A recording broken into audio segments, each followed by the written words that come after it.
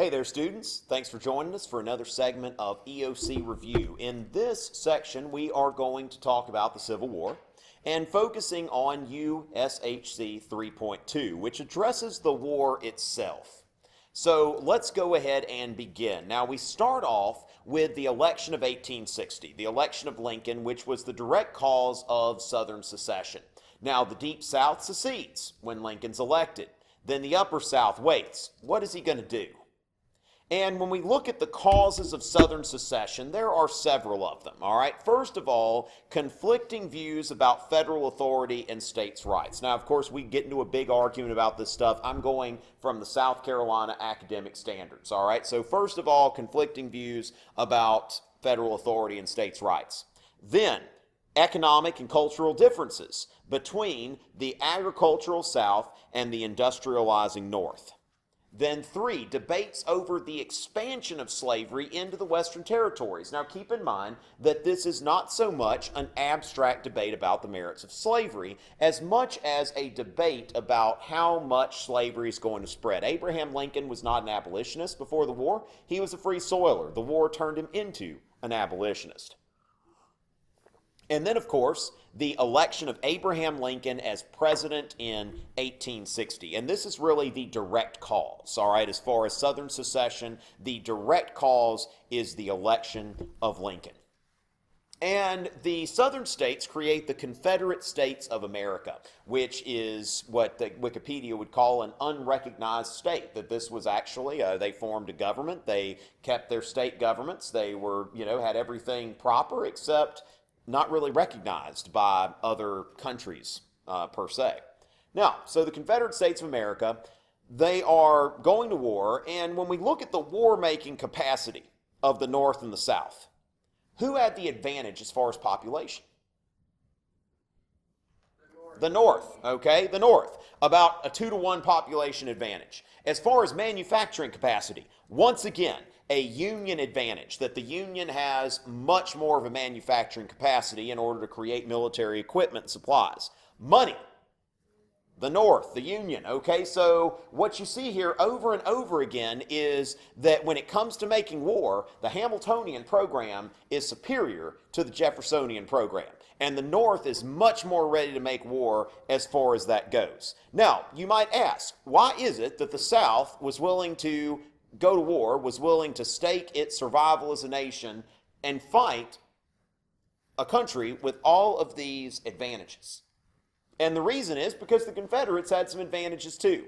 Now, first of all, they had more competent generals, all right? So military leadership was an advantage of the Confederacy.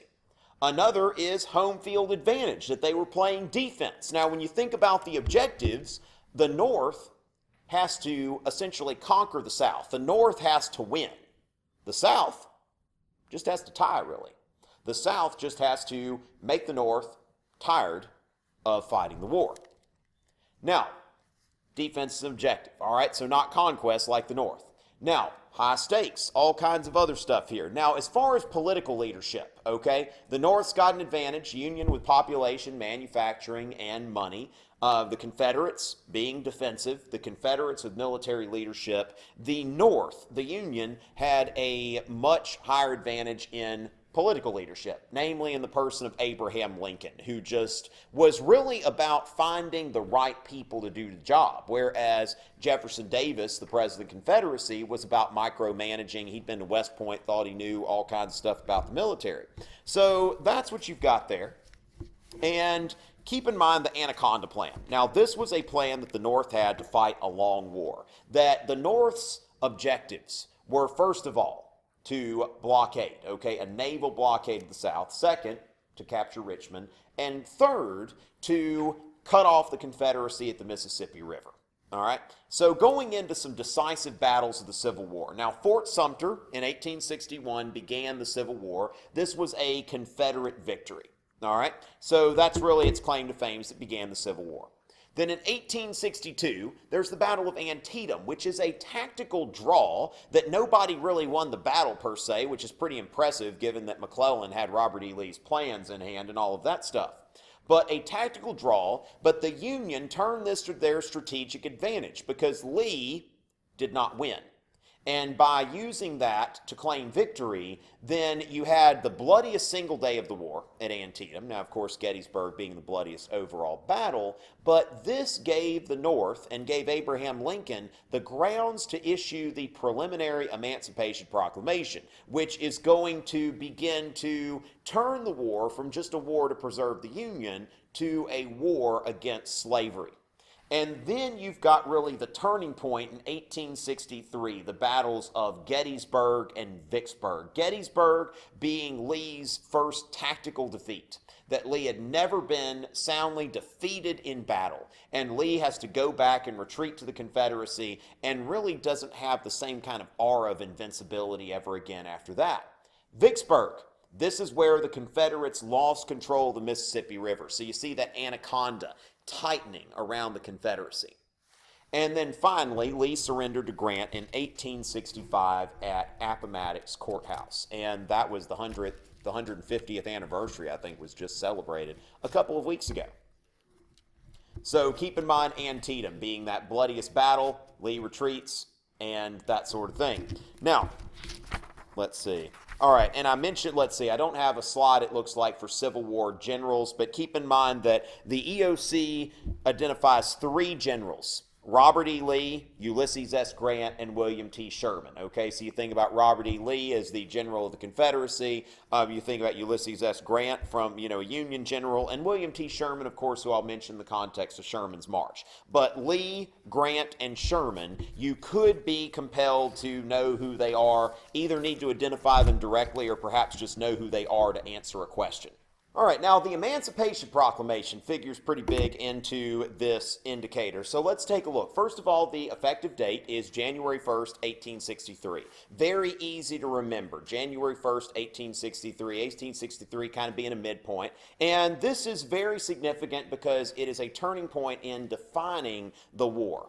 And which slaves were freed? Now, the only thing about this is on the day it was issued, the Emancipation Proclamation did not free a single slave.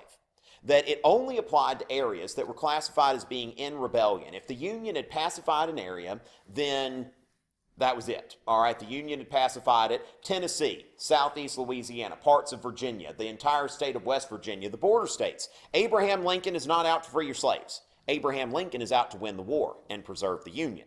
And Abraham Lincoln says that, look, this is a necessary war measure. All right, but as a necessary war measure to cripple the Confederacy's capacity to fight, it also strengthened the moral cause of the Union. So the Union was more popular in Britain, in France, in places where the Confederates were trying to get recognized and try to get foreign recognition, kind of like the U.S. did in the Revolution. So that pretty much put an end to any hope of recognition by the Confederacy abroad.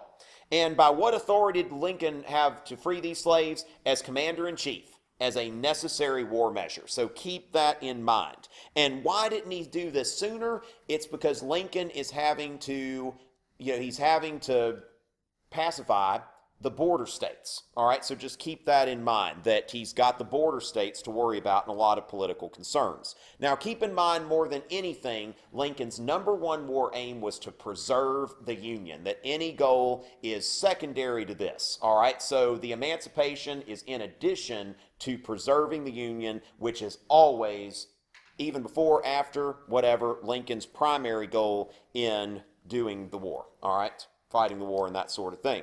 So that puts the Civil War at an end, and when we continue next time, we will go into Reconstruction. So hopefully you'll be with us for that, and see you in a bit.